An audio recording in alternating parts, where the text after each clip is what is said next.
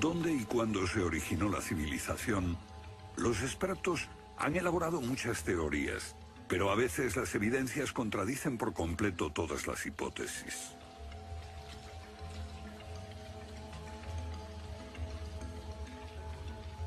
Bajo el suelo congelado de Siberia se han encontrado especies animales extinguidas por un repentino cataclismo global,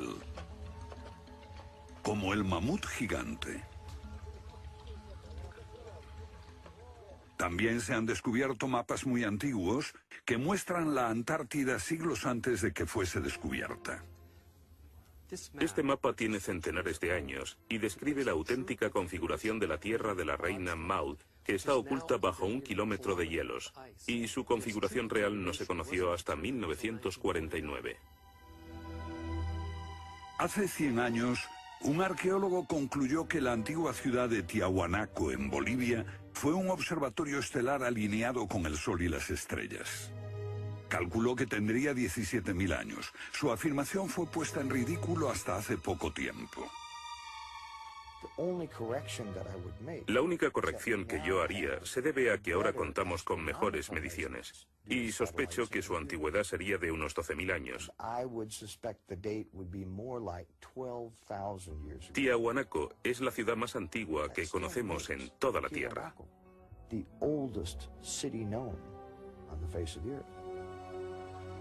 Los geólogos han descubierto que la gran esfinge de Gizeh en Egipto ha resistido siglos de lluvias incesantes, pero estas lluvias solo pueden haber tenido lugar miles de años antes de los faraones. ¿Fue construida la esfinge antes de los comienzos de la civilización? Lo que se pone en cuestión es la historia completa de la civilización. Puede que no haya ido en línea recta desde los estúpidos cavernícolas hasta los hombres tan listos de hoy con sus bombas atómicas. A veces, las pruebas que se hallan rompen todas las reglas. En este documental entrevistaremos a personas que están juzgando meticulosamente esas evidencias y elaboran nuevas teorías que pueden cambiar nuestra idea de la civilización humana. Esta enorme cara fue tallada por los antiguos olmecas de México. Se cree que tiene al menos 2000 años y es inequívocamente africana. Sin embargo, se supone que los negros no llegaron a América hasta después de Colón. En su libro De la Atlántida a la Esfinge, el escritor Colin Wilson recoge indicios de lo que él y otros creen que son los rastros de una avanzada cultura anterior al comienzo de la historia.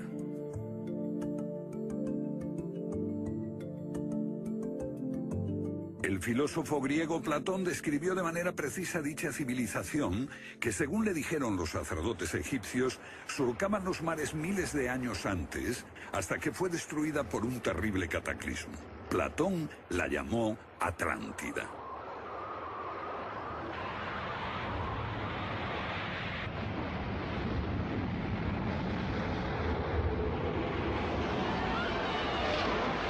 La Atlántida. Un terrible cataclismo. Sabemos de una catástrofe así por otro mito, el diluvio bíblico, Noé y su arca, un mito igualmente despreciado por los científicos.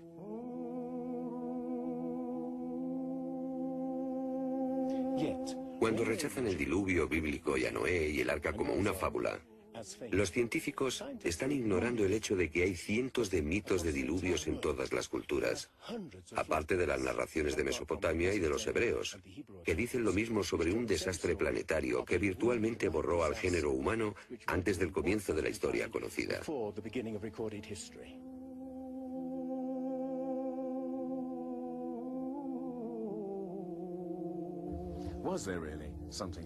¿Hubo realmente algo parecido a un diluvio?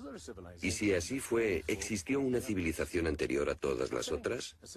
Digo una civilización, y no la Atlántida.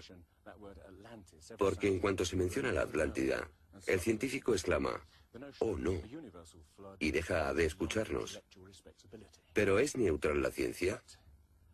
¿Lo es realmente cuando afirma, limítese a los hechos como punto de partida? La ciencia ha tendido a centrarse más en teorías que en hechos. Una teoría surge para explicar unos hechos, pero otros se dejan de lado. Nuevas evidencias pueden cuestionar la teoría, pero con frecuencia también son ignoradas. Llamamos a estos hechos anomalías. Son evidencias que no encajan en la teoría. En su polémico libro Arqueología Prohibida, los científicos Thompson y Cremo muestran lo que ocurre cuando una evidencia contradice las teorías científicas. En los últimos 150 años, los arqueólogos y antropólogos han enterrado tantas evidencias como las que han desenterrado, literalmente. Básicamente estamos ante lo que llamamos un filtro del conocimiento. Este es un rasgo fundamental de la ciencia y de la naturaleza humana. La gente tiende a filtrar cosas que no convienen.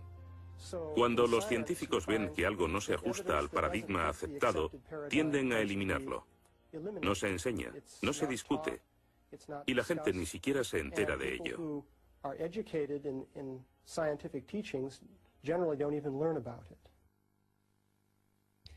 Lo que estamos diciendo, por ejemplo, sucedió en Iatliclo, México, en 1996. Cuando la arqueóloga Janestine McIntyre amenazó con echar abajo la teoría convencional de que el ser humano es relativamente nuevo en la Tierra, que llegó a Siberia hace unos 30.000 años y en América hace unos 20.000 años. En México, la arqueóloga Stine McIntyre descubrió herramientas de piedra y huesos humanos y los sometió a una batería de pruebas científicas. En 1966 pensamos que era un yacimiento antiguo y creímos que tendría unos 20.000 años. En aquella época se pensó que era demasiado tiempo. Cuando lo datamos mediante una batería de métodos supimos que tenía 250.000 años. Sinceramente yo me hubiera sentido feliz con los 250.000 años. Fui ingenuo y pensé, bien, voy a dejar de pensar en las fechas. Tenemos la información. Hemos conseguido los hechos. Tomemos estos hechos y partamos de ahí. No me di cuenta de que arruinaría mi carrera por completo. Todas sus oportunidades profesionales se frustraron. El yacimiento fue cerrado. Los permisos para investigar denegados sistemáticamente. No obstante, más de 30 años después, unos arqueólogos descubrieron en Siberia vestigios de seres humanos de 300.000 años de antigüedad. Una fecha que de repente hizo que la datación de Jan McIntyre no pareciese tan improbable después de todo. No es necesariamente una conspiración deliberada. No decimos que se trate de personas reunidas en una habitación y diciendo, vamos a engañar a la gente. Es algo que ocurre automáticamente en la comunidad científica. Cuando una evidencia difiere de la teoría predominante, no se habla de ella, no se da información. Y eso significa que la ciencia deja de progresar de la forma en que uno desearía.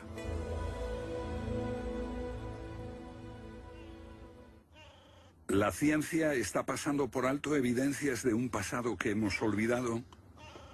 ¿Pueden ser ciertos los mitos que nos hablan de la existencia en este planeta de civilizaciones que desaparecieron miles de años antes de que comenzase la historia registrada?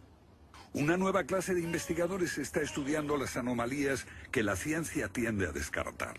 Se plantean preguntas que pueden cambiar nuestro concepto sobre la historia humana.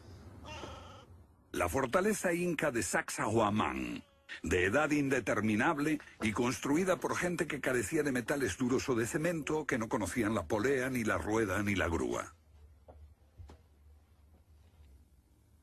Solo miren esta piedra. He contado 11 ángulos.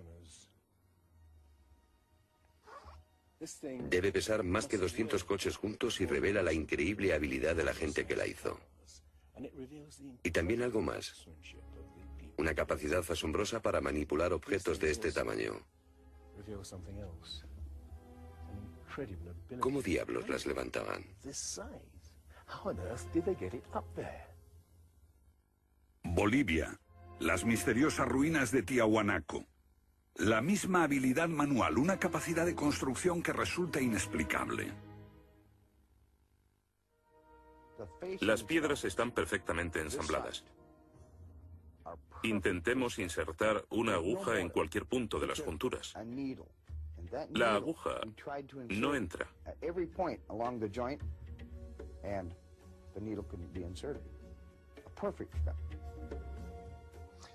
Cuando los conquistadores españoles le preguntaron a los incas si ellos habían construido Tiahuanaco, respondieron, no, no la construimos. Se hizo miles de años antes de que viviéramos nosotros. La evidencia muestra que fue erigida por una civilización avanzada. Un descubrimiento casual nos lo revela.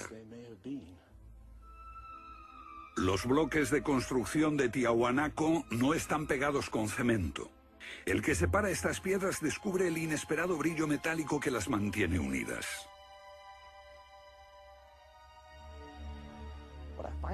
Lo que encuentro asombroso es que para trasladarlas a cada uno de los lugares donde empleaban este material, ellos tenían que contar con una especie de planta de fundición móvil para licuar el metal.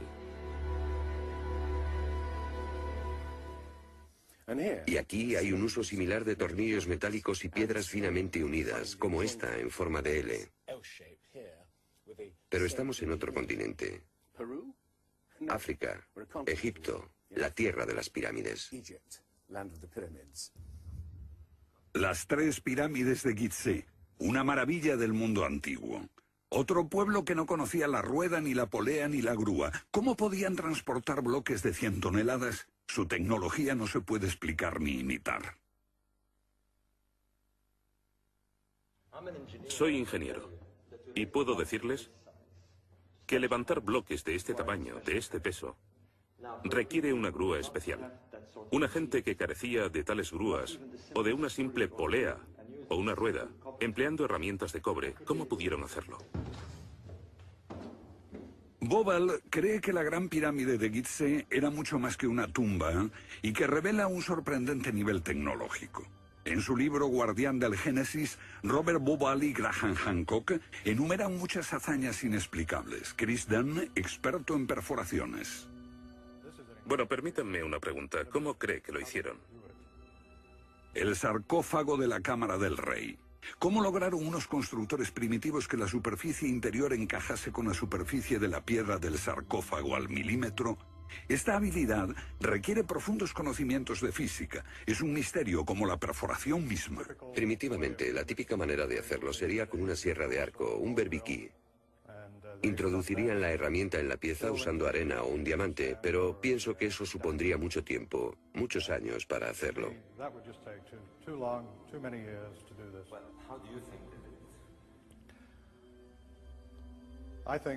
Creo que debieron haber usado herramientas más potentes. Hoy, para perforar esto, tendríamos que hacerlo a una velocidad de 6-10 milímetros por revolución de taladro en el granito. Ellos lo hicieron más rápido de lo que lo haríamos nosotros. Más rápido, investigadores como Chris Dunn se preguntan acerca del propósito de emplear este raro instrumento en un friso oculto. ¿Taladros superpotentes? Esto parece una conclusión precipitada. Los indicios de un taladro de alta velocidad se erigen en otro misterio sin resolver. Ahora miren esto. La increíble precisión de la mano de obra. La total suavidad de las paredes en esta supuesta tumba para bueyes sagrados. Y que implica un alto nivel de destreza. Por supuesto, eso podría explicarse en términos de cientos de obreros puliéndolas durante 10 años seguidos. Pero, si hablamos del misterio de los vasos egipcios, no como este vaso de arcilla que acabo de comprar, sino vasos hechos de alabastro, basalto e incluso diorita, que es la piedra más dura de todas.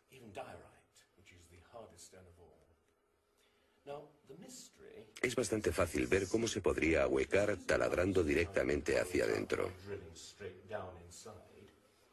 Pero, ¿qué pasa con los ángulos? La tecnología moderna es incapaz de hacerlo. Sin embargo, los antiguos egipcios moldeaban miles de piezas. Algunas de ellas 2000 años antes de la civilización que se supone surgió aquí. ¿Cómo? Otro misterio sin explicar. Inexplicable. ¿Cómo pudieron los constructores alinear sus gigantescas pirámides con los puntos cardinales tan impecablemente? En perfecta dirección este-oeste y norte-sur, con una exactitud no igualada por los modernos constructores. La Gran Pirámide parece ser un modelo matemático del hemisferio norte e incorpora el trascendental valor de pi, las veces que cabe el diámetro de un círculo en su circunferencia.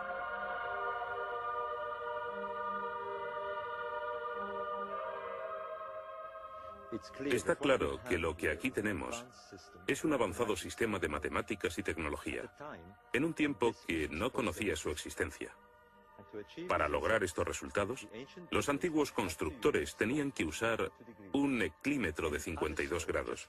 Cualquiera otro no valdría. Pero no solo los egipcios conocían el valor pi. Ese valor también está representado en la pendiente de esta pirámide y en el extraño ángulo que le dieron sus constructores, en Teotihuacán, México, el lugar que los indios llamaban Ciudad de los Dioses.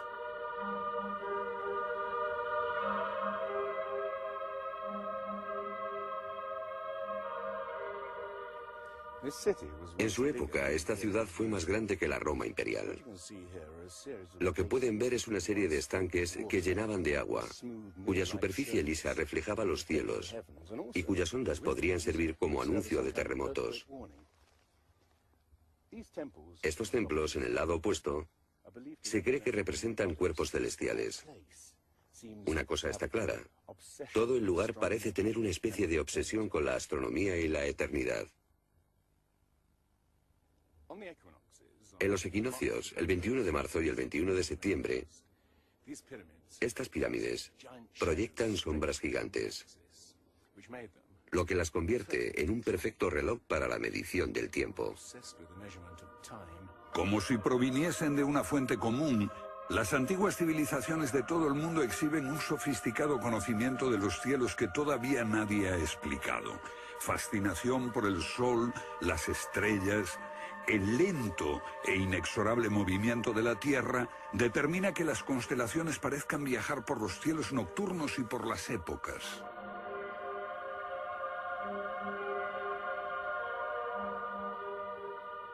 Según los estudiosos, los antiguos egipcios no tenían un gran conocimiento de la astronomía. Pero en el templo de Dendera hay muestras de su sofisticado conocimiento del cielo. Miren las constelaciones del zodíaco: Leo, Tauro, Piscis. Y aquí, la constelación de Orión. Bauval cree que la astronomía es la llave de muchos misterios de las pirámides. Los antiguos egipcios veían en la constelación de Orión a su dios Osiris, señor de los muertos y la vida ultraterrena. Bauval halló el reflejo de ese dios en las pirámides de Gizeh.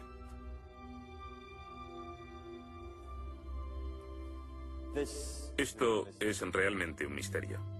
Pequeños canales de ventilación orientados hacia arriba. Para los egiptólogos no eran más que canales de ventilación, pero los astrónomos piensan distinto. Para el antiguo Egipto esto fue Rostau, la entrada al reino subterráneo, el reino del dios Osiris u Orión. Para los antiguos egipcios, Orión era Osiris, el gran dios de la resurrección. Esto es una reconstrucción del cielo en el año 2500 a.C., y fue sorprendente descubrirlo.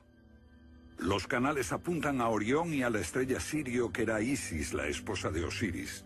En textos antiguos, Bauval descubrió que deben de haberle servido una ceremonia secreta para la resurrección de los faraones muertos, que renacían como estrellas en la constelación de Orión. Uno de esos textos dice: «Oh rey, permite que atraviese el serpenteante canal, la Vía Láctea, hasta el punto donde está Orión». Bauval cree que Osiris tenía tal importancia que los constructores emplazaron las 3 pirámides de Gizeh para que fueran un reflejo terrestre de las 3 estrellas del cinturón de Orión. Esa correlación fue solo el comienzo. Bauval descubrió que los antiguos habían dado nombre de estrellas a otras 2 pirámides próximas. Esto le hizo entrever un plan más amplio y quedó perplejo. La constelación de Orión, el dios Osiris, estaba en el cielo y en la tierra.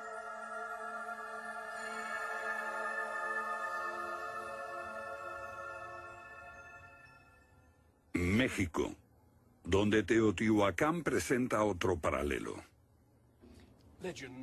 Una leyenda la llama la ciudad de los dioses y sugiere que su propósito era convertir a los hombres en seres celestiales.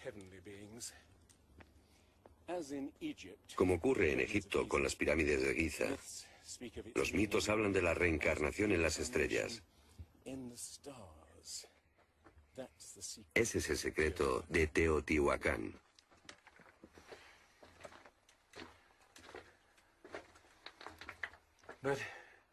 Pero esta pirámide presenta otro enigma mayor.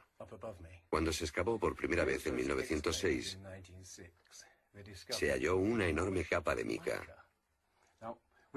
Ahora sabemos que la mica se usa como aislamiento eléctrico. No tenemos idea de para qué la utilizaban ellos. Lo que resulta aún más extraño es que la mica procede de Brasil. Imaginemos el problema de trasladar toda esta mica a más de 2.000 kilómetros de distancia. ¿Cómo? ¿Con qué finalidad? No tenemos ni idea. Tiahuanaco, Bolivia. Otra cultura perdida revela la misma fascinación por el sol y las estrellas. Hace 100 años, el arqueólogo boliviano Poznański observó que en el primer día de primavera el sol salía exactamente por el centro del templo. Fue el inicio de un gran descubrimiento. Poznański descubrió que este templo era un observatorio, un gran reloj para medir la progresión del sol. Y podemos utilizar ese alineamiento astronómico para datar el lugar. Durante el año el sol sale cada día por un punto diferente del horizonte. El primer día de primavera un observador vería salir el sol exactamente en el centro. Estudiando el esquema de Poznański, dedujimos que en los primeros días de invierno o de verano el sol saldría por encima de las piedras angulares. Pero no fue así. Los arqueólogos actuales dicen que los constructores cometieron un error de cálculo. Después de observar la perfección con la que se construyó este sitio, con piedras de 100 toneladas, sugerir que los marcadores del solsticio están mal alineados me parece increíble. Neil Stide hizo una completa verificación de los cálculos de Poznański. Midiendo el ángulo de las piedras angulares y comparándolo con las posiciones actuales de salida del Sol, Poznański calculó que Tiahuanaco fue construida hace 17.000 años. En ese tiempo, la inclinación del eje de la Tierra era ligeramente distinta de lo que es hoy en día, y el Sol habría salido directamente encima de las piedras angulares.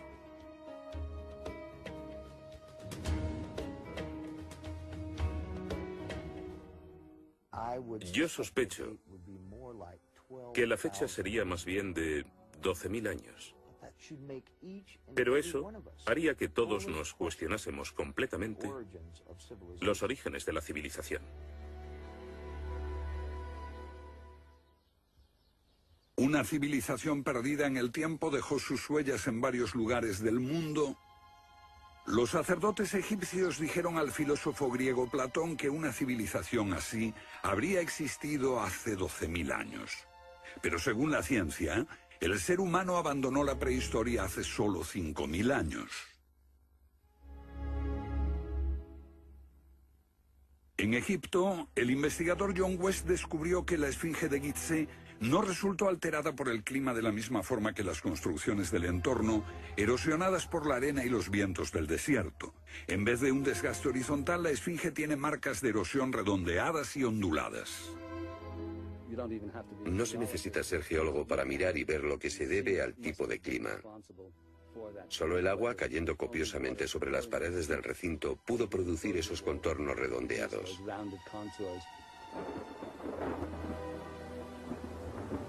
¿Agua en el desierto del Sáhara?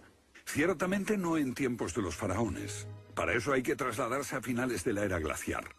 Unos 10.500 años antes de Cristo, miles de años antes de que existiesen los faraones. ¿Pero por qué entonces la esfinge tiene cabeza de faraón?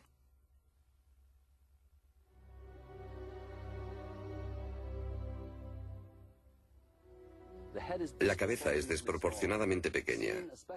Desde el aire se ve que el cuerpo de la esfinge es largo y aplanado, y la cabeza casi se parece a la de un alfiler. Para nosotros, esto indica que ha sido tallada más de una vez. En otras palabras, la cabeza se rehizo en algún momento de su larga historia. John West cree que la esfinge era originalmente un enorme león que un desconocido grupo de escultores modeló en la roca antes del 10.500 a.C. Se comenzó a erosionar cuando el final de la era glaciar alteró el clima y causó lluvias que cayeron durante siglos. Solo miles de años después, un faraón habría tallado la cabeza con su propia imagen. ¿Tiene la esfinge más del doble de la antigüedad que creíamos? La teoría fue ridiculizada por los egiptólogos, pero los geólogos les respondieron que los hechos estaban allí. Más extraño aún, según Robert Bauval, la evidencia astronómica sugiere que las pirámides de Gizeh parecen revelar esa increíble antigüedad.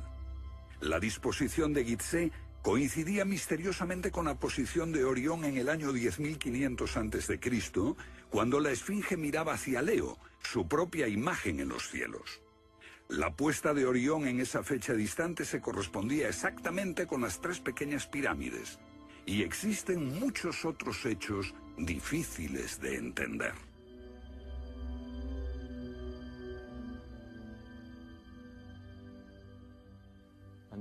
Esto coincide exactamente con las ideas que se desarrollaron tras los análisis geológicos de la esfinge. Dos ciencias sólidas indican que la esfinge podría remontarse al año 10.500 a.C.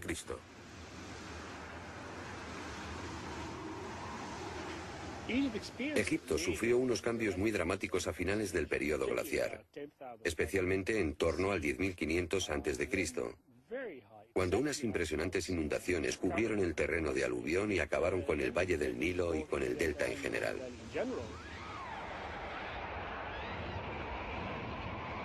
«10.500 años antes de Cristo, un periodo de inundaciones. ¿Pudieron los diseñadores de Gizeh remontarse a un tiempo tan distante? El tiempo de sus mitos dice que el dios Osiris y sus asistentes ascendieron del caos para traer los primeros frutos de la civilización. ¿De dónde vinieron?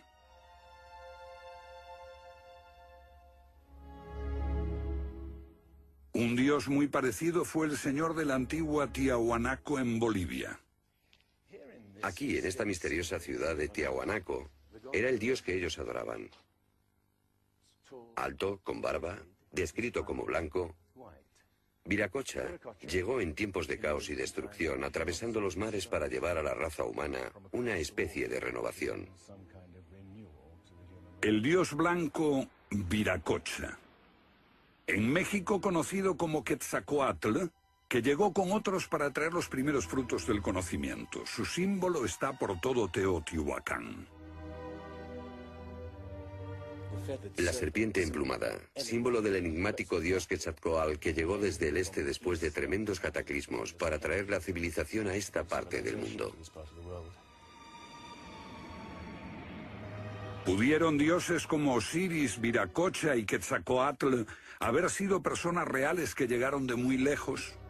¿Eran supervivientes de un cataclismo que destruyó sus hogares y su civilización? Ahora la pregunta que nos hacemos es esta. ¿Existió una remota civilización, hasta ahora sin identificar, que llegó a Egipto, México y Sudamérica?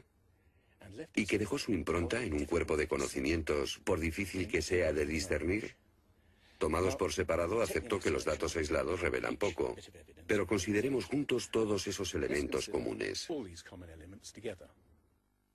Ambos lugares tienen enormes pirámides, alineadas exactamente con los puntos cardinales, e incorporan avanzados conocimientos matemáticos. Ambas culturas demostraban un asombroso conocimiento de astronomía, expresado en los grandes monumentos sagrados que erigieron. Aunque no conocían ni la polea ni la rueda, ambas pudieron hacer construcciones con enormes piedras finalmente ensambladas en un estilo único, con ángulos en forma de L y tornillos de metal. Y ambas utilizaron el proceso de la momificación para preservar y honrar a sus muertos. Aquí se halló una nueva y asombrosa pista cuando la doctora Balabanova, de la Universidad Alemana de Ulm, descubrió que muchas momias de Egipto contenían cocaína y nicotina, naturales de Sudamérica. Tengo una cantidad de cartas insultantes. Dicen que todo esto no tenía sentido, que yo fantaseaba, que era imposible porque estaba comprobado que antes de Colón esas plantas no existían en ninguna parte del mundo, excepto en América. Pero su investigación se repitió con cientos de momias y no quedó lugar a dudas. En un pasado remoto, unos navegantes atravesaron el mar e influyeron en las culturas a ambos lados del Atlántico. La idea está sugerida incluso por lo que no está allí. México, la antigua cultura de los mayas. Los sacerdotes mayas tenían tablas para predecir los eclipses de sol y de luna. Pero hay algo muy extraño. No conocieron nunca el simple principio de la rueda. Podían visualizar la eternidad pensando en millones de años, pero jamás aprendieron a pesar un saco de grano. Esta compleja civilización murió finalmente porque no supo desarrollar métodos de agricultura para alimentarse. Lo que estoy sugiriendo es... ¿puede que ellos heredaran una parte específica de su conocimiento de una civilización anterior, mucho más sabia? Un contacto. A veces la evidencia está ahí para que la veamos todos. Los antiguos olmecas en México pusieron a sus soberanos caras africanas. ¿Qué les parece esta? Tallada por esos mismos olmecas. Es genéticamente imposible que un indio tenga barba, pero aquí está la cara de un blanco caucasiano, esculpida 2000 años antes de que los españoles llegaran al Nuevo Mundo.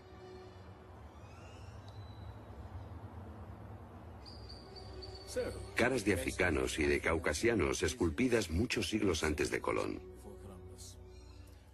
¿De dónde vinieron? ¿Cómo llegaron aquí? ¿Cómo influyeron en la más antigua cultura de América Central, en la cultura madre de México? Lo que todos los arqueólogos saben es que de pronto se materializaron alrededor del 1500 a.C.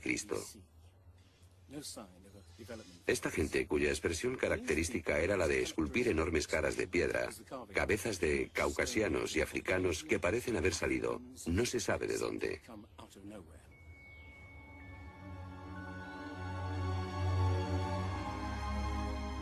Oaxaca, la antigua ciudadela del Monte Albán. Aquí, en el sur de México, está el último testimonio de esos misteriosos hombres. Porque estas figuras esculpidas en piedra parecen corresponder a muertos en combate, desnudas, desamparadas, la mayoría castradas. Este puede reflejar el momento en que estos hombres desaparecieron de la historia.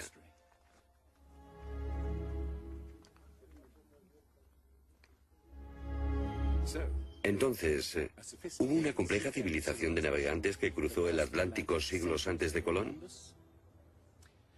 Pero tenemos otra evidencia. Estos son viejos mapas que sugieren que los antiguos marinos tenían un conocimiento de la Tierra que nunca se ha explicado. Un puzzle para los científicos de este siglo. En 1513 el almirante turco Piri Reis cartografió parte del mundo que nadie había visto hasta entonces. Colón solo exploró la zona del Caribe. No bajó a esta zona de Sudamérica, hasta la Antártida. No estuvo nunca por esa zona. Pero estos mapas muestran todos estos detalles con gran precisión, antes de que cualquier explorador europeo llegase a esas regiones.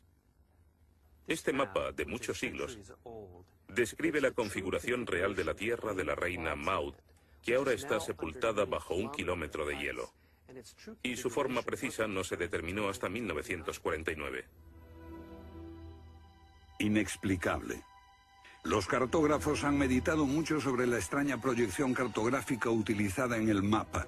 Hallaron un parecido con el que utiliza un moderno submarino nuclear que hace mediciones del mundo mientras se aleja de un punto de referencia.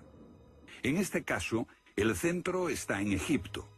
¿Es ese el hogar de los antiguos cartógrafos?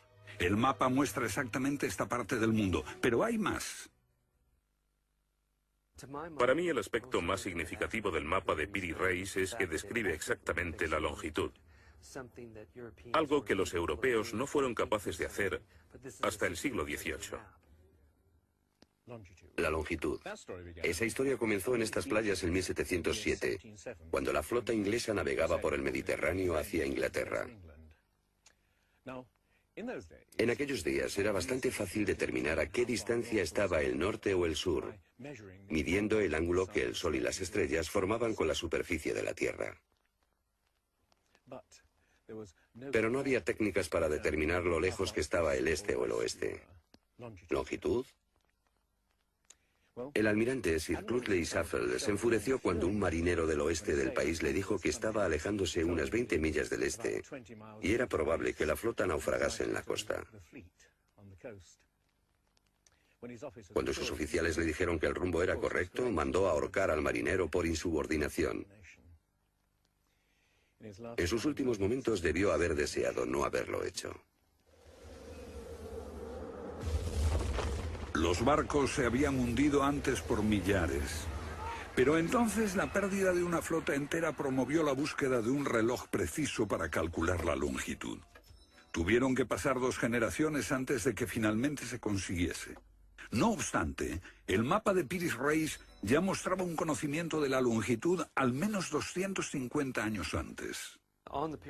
En el mapa de Piri-Reis se menciona el hecho de que se trate de una recopilación de muchas otras cartografías.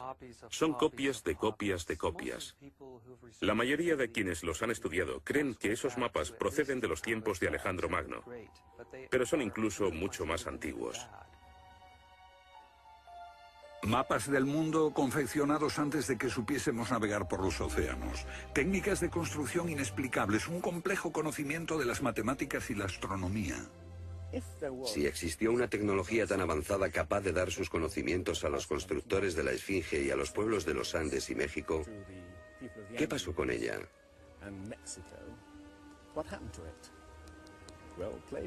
Platón dice que existió esa civilización avanzada tecnológicamente y capaz de surcar los océanos del mundo, la Atlántida, situada en una enorme isla-continente.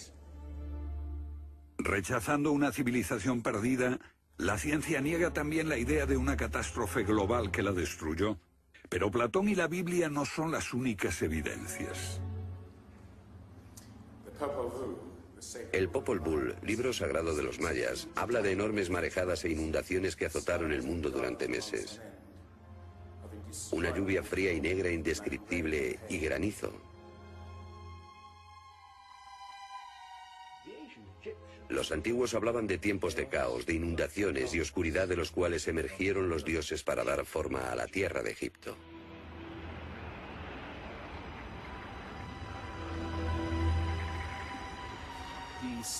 El disco solar de los aztecas se refiere a 4 ciclos de destrucción: por inundaciones, por fuego, por viento y por sangre y guerra.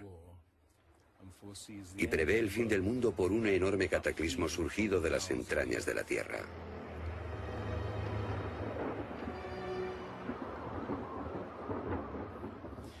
Otros mitos de la América antigua hablan de inundaciones apocalípticas y torrentes de fuego, de erupciones volcánicas y terremotos. Un pasado que no podemos recordar ni olvidar.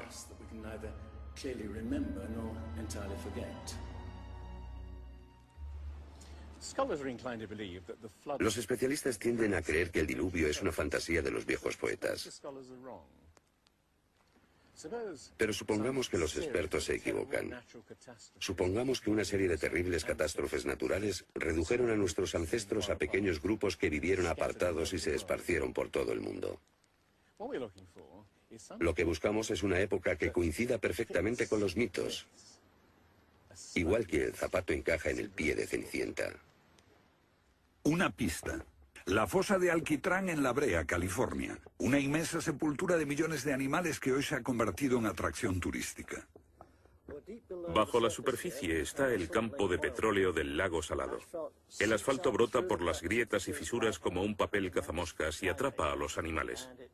Y encontramos aquí una increíble colección de especies atrapadas en los últimos 40.000 años.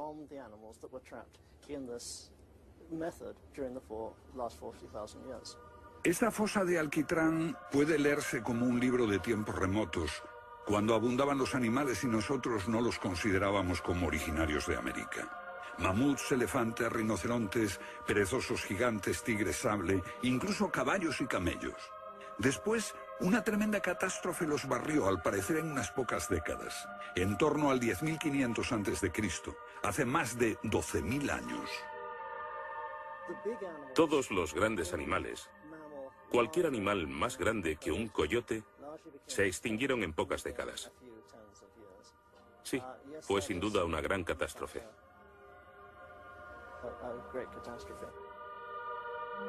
Un registro de la catástrofe. El fin de la era glaciar. En el 10.500 a.C., hace más de 12.000 años. Temperaturas que habían permanecido relativamente estables durante miles de años de pronto se elevaron. Un aumento de temperatura de más de 5 grados en un abrir y cerrar de ojos. Solo entre 3 a 10 años. Se trata del asombroso descubrimiento de unos científicos que perforaron la capa de hielo en Groenlandia para investigar los cambios en la atmósfera. El hielo de Groenlandia ha sido llamado por algunas personas la piedra roseta del clima, porque ver que el clima puede cambiar tan rápidamente es un enorme descubrimiento. Y este cambio ocurrió en un periodo de entre 3 años y una década. Hemos observado cambios espectaculares en la química de la Tierra. Y descubrimos que en un periodo en el que las placas de hielo estaban empezando a derretirse, es cuando tenemos más señales de sedimentos volcánicos y de mayor magnitud, mayores concentraciones que en cualquier otro periodo en los últimos 110.000 años.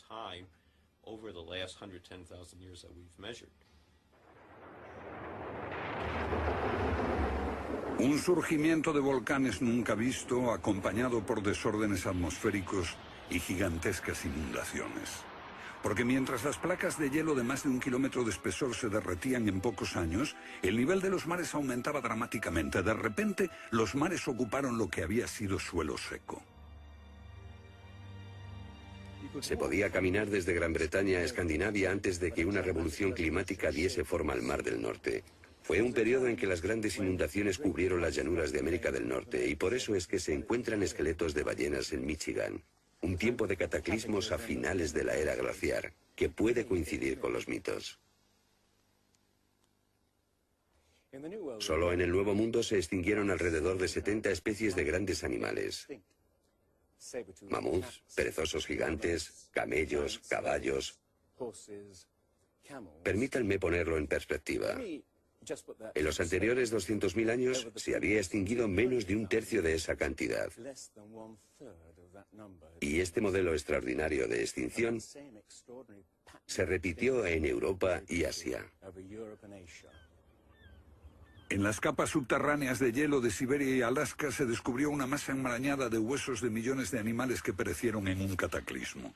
El mamut gigante no murió a manos de los cazadores. Desapareció por una catástrofe natural. A finales del siglo XIX, unos cazadores encontraron por casualidad el cuerpo de un enorme animal congelado. Después de ser desenterrado y transportado, se encontró que en el estómago tenía plantas pertenecientes a un clima templado y aún sin digerir. El animal se había congelado de una forma muy rápida, como no es capaz de hacerlo ningún congelador moderno. Lo cierto es que hace unos 12.000 o 13.000 años un frío inmenso azotó Siberia. El enigma de los mamuts congelados en un instante ha dado pie a extrañas anécdotas. Algunas ciertas y otras no. Lo que es auténtico es un informe del barón Wrangel, un naturalista del siglo XIX que descubrió la isla Byrd al norte de Siberia, donde la arena quedó literalmente mezclada con bancos de huesos y colmillos de mamut y otros animales que habían desaparecido en alguna catástrofe. Esas extinciones masivas, esa imponente actividad volcánica, ese veloz derretimiento del hielo, parecen sugerir que hubo un cambio climático brusco hace 12.000 años. Hay algún factor desconocido que no logramos descubrir.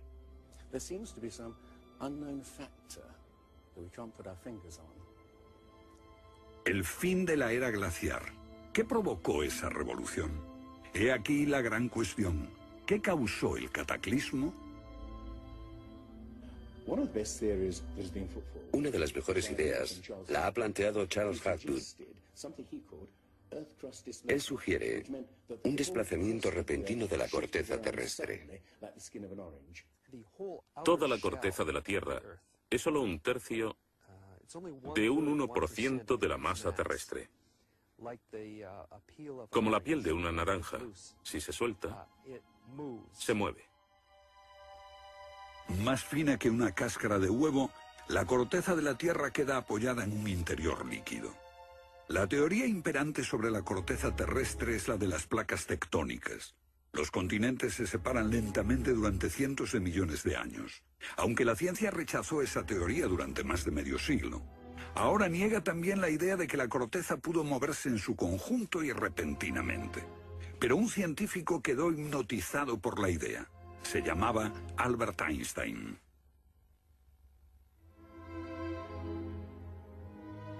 Esto es un resumen de lo que dijo. Cuando me encontré con el trabajo de Hapgood, quedé conmocionado. Se trataba de una idea simple, pero que podría explicar una serie enorme de problemas. Hapgood tenía esa teoría. La cuestión era cuál fue el mecanismo que puso en movimiento el gigantesco conjunto. Y fue Einstein quien planteó una sugerencia. La enorme cantidad de hielo que rodea a los polos puede tener 3 kilómetros de espesor. Esos incontables miles de millones de toneladas de hielo, si se formaran de un modo desproporcionado, harían que toda la Tierra se sacudiese como una rueda, con un enorme peso colocado en su borde. Esta vibración bastaría para hacer que la corteza de la Tierra se moviese súbitamente. Hace 55.000 años el Polo Norte estaba cerca de Europa, pero de pronto se desplazó hacia la bahía de Hudson, en Canadá. Y en torno al año 12.500 a.C. se volvió a mover casi 2.000 millas hasta donde está actualmente. O es mejor decir que las tierras y los mares atravesaron el polo, impulsados por un repentino desplazamiento de la corteza terrestre. De ser así, esta es una de las cosas que habían ocurrido al final de la era glaciar. El desplazamiento impulsó a América fuera de la zona polar. El mar en el norte se congeló con una fina capa de solo unos metros de espesor. La inmensa vieja capa de hielo de Norteamérica, con más de 1,5 kilómetros de grosor, se derritió rápidamente en pocos años. Ahora, lo que es muy interesante de la teoría de Hapgood y Einstein es que también explica bastante bien algunos otros mitos, independientemente del diluvio. Hay mitos sobre tremendos terremotos, catástrofes volcánicas, lluvias negras cayendo del cielo, congelación repentina, congelación del suelo. Y podemos ver que un ejemplo de esto es precisamente lo que pudo pasar si la corteza terrestre se desplazó. Con bastante rapidez, las áreas que antes habían estado congeladas pasarían a ser zonas cálidas, y así se explicarían hechos como el rápido congelamiento de los mamuts en Siberia. Si el desplazamiento de la corteza terrestre causó el diluvio que aniquiló una civilización, ¿dónde estaba esa civilización? Algunos investigadores creen haberla hallado en la isla griega de Santorini, que fue devastada por una terrible erupción, o en la antigua Troya, o en la isla alemana de Heligoland, casi arrastrada hacia el Mar del Norte. Pero no se ha encontrado nada. Y es precisamente este problema lo que ha hecho descartar la Atlántida de Platón como una propuesta seria. Veamos. Los oceanógrafos han cartografiado los suelos oceánicos y sencillamente no hay ningún continente perdido. ¿O sí? Platón describe la Atlántida como una vasta isla-continente con montañas, situada en medio del océano. Y el océano, por supuesto, es el océano que rodea toda la Tierra. Fue más tarde que comenzamos a...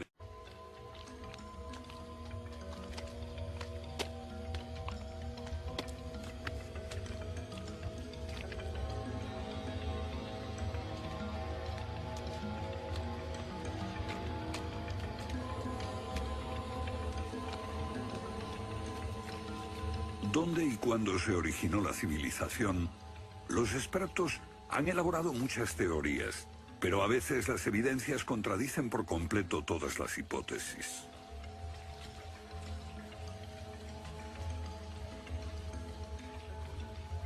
Bajo el suelo congelado de Siberia se han encontrado especies animales extinguidas por un repentino cataclismo global, como el mamut gigante.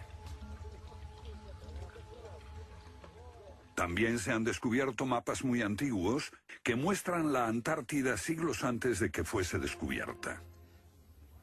Este mapa tiene centenares de años y describe la auténtica configuración de la Tierra de la Reina Maud, que está oculta bajo 1 kilómetro de hielos, y su configuración real no se conoció hasta 1949.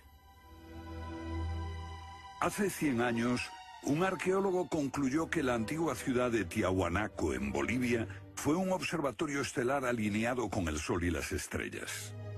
Calculó que tendría 17.000 años. Su afirmación fue puesta en ridículo hasta hace poco tiempo. La única corrección que yo haría se debe a que ahora contamos con mejores mediciones, y sospecho que su antigüedad sería de unos 12.000 años. Tiahuanaco es la ciudad más antigua que conocemos en toda la Tierra.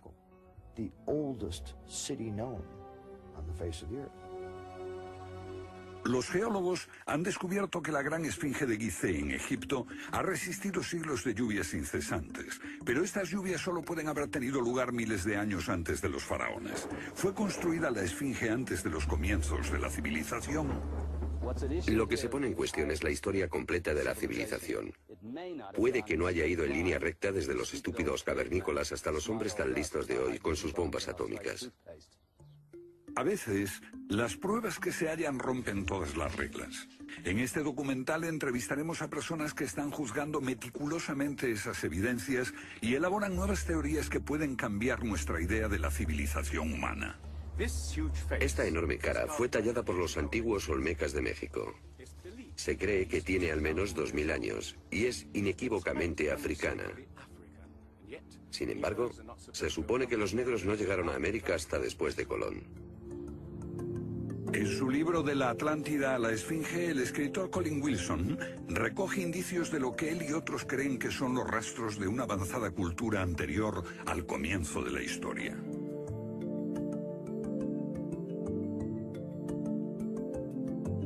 El filósofo griego Platón describió de manera precisa dicha civilización que, según le dijeron los sacerdotes egipcios, surcaban los mares miles de años antes, hasta que fue destruida por un terrible cataclismo. Platón la llamó Atlántida.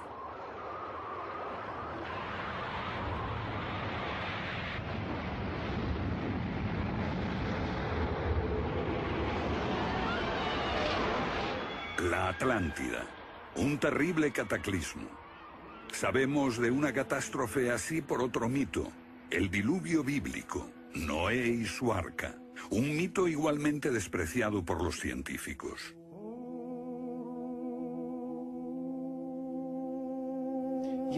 Cuando rechazan el diluvio bíblico y a Noé y el arca como una fábula, los científicos están ignorando el hecho de que hay cientos de mitos de diluvios en todas las culturas, aparte de las narraciones de Mesopotamia y de los hebreos, que dicen lo mismo sobre un desastre planetario que virtualmente borró al género humano antes del comienzo de la historia conocida.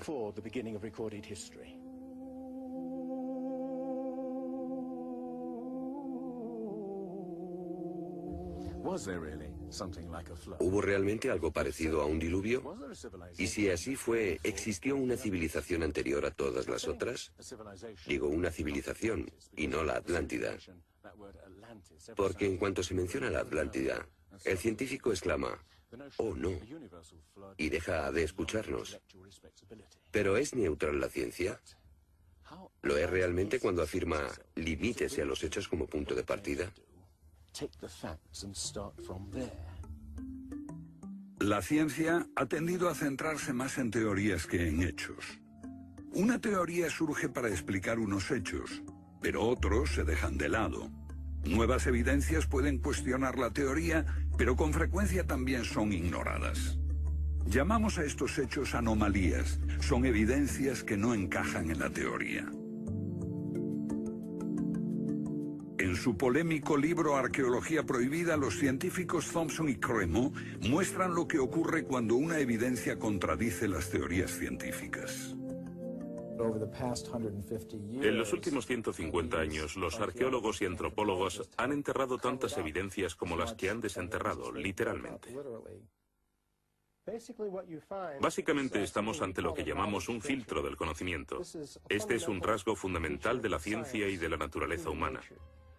La gente tiende a filtrar cosas que no convienen. Cuando los científicos ven que algo no se ajusta al paradigma aceptado, tienden a eliminarlo. No se enseña, no se discute, y la gente ni siquiera se entera de ello.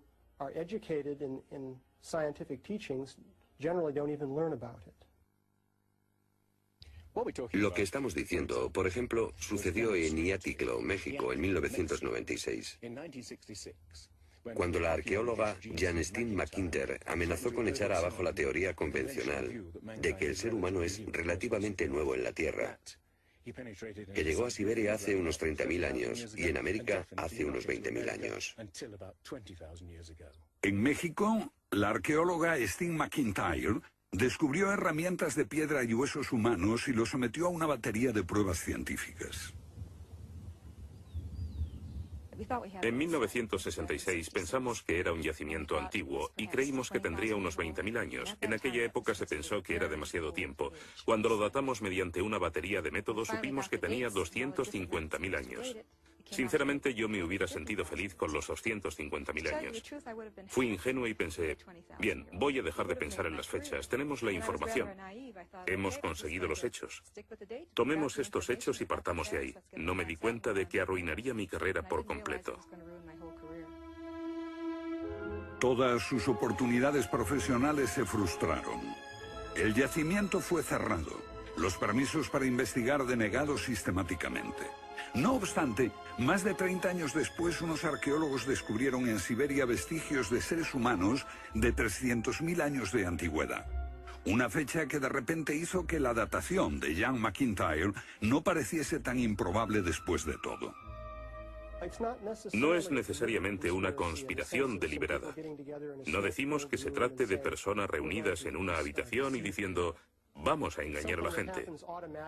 Es algo que ocurre automáticamente en la comunidad científica. Cuando una evidencia difiere de la teoría predominante, no se habla de ella, no se da información.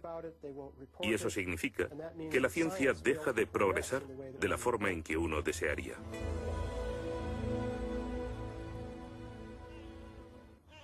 ¿La ciencia está pasando por alto evidencias de un pasado que hemos olvidado?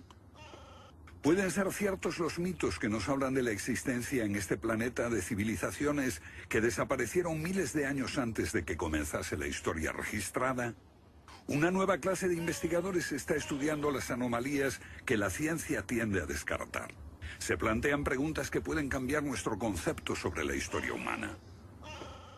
La fortaleza inca de Sacsayhuamán, de edad indeterminable y construida por gente que carecía de metales duros o de cemento, que no conocían la polea, ni la rueda, ni la grúa. Solo miren esta piedra. He contado 11 ángulos. Debe pesar más que 200 coches juntos y revela la increíble habilidad de la gente que la hizo. Y también algo más. Una capacidad asombrosa para manipular objetos de este tamaño. ¿Cómo diablos las levantaban? Bolivia. Las misteriosas ruinas de Tiahuanaco. La misma habilidad manual, una capacidad de construcción que resulta inexplicable. Las piedras están perfectamente ensambladas.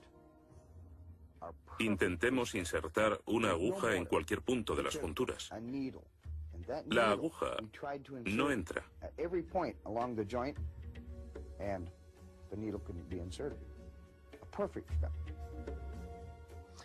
Cuando los conquistadores españoles le preguntaron a los incas si ellos habían construido Tiahuanaco, respondieron, no, no la construimos. Se hizo miles de años antes de que viviéramos nosotros. La evidencia muestra que fue erigida por una civilización avanzada. Un descubrimiento casual nos lo revela.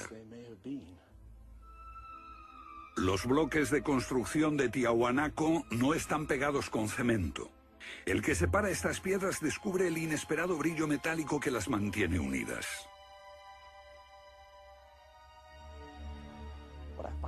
Lo que encuentro asombroso es que para trasladarlas a cada uno de los lugares donde empleaban este material, ellos tenían que contar con una especie de planta de fundición móvil para licuar el metal. Y aquí hay un uso similar de tornillos metálicos y piedras finamente unidas, como esta en forma de L.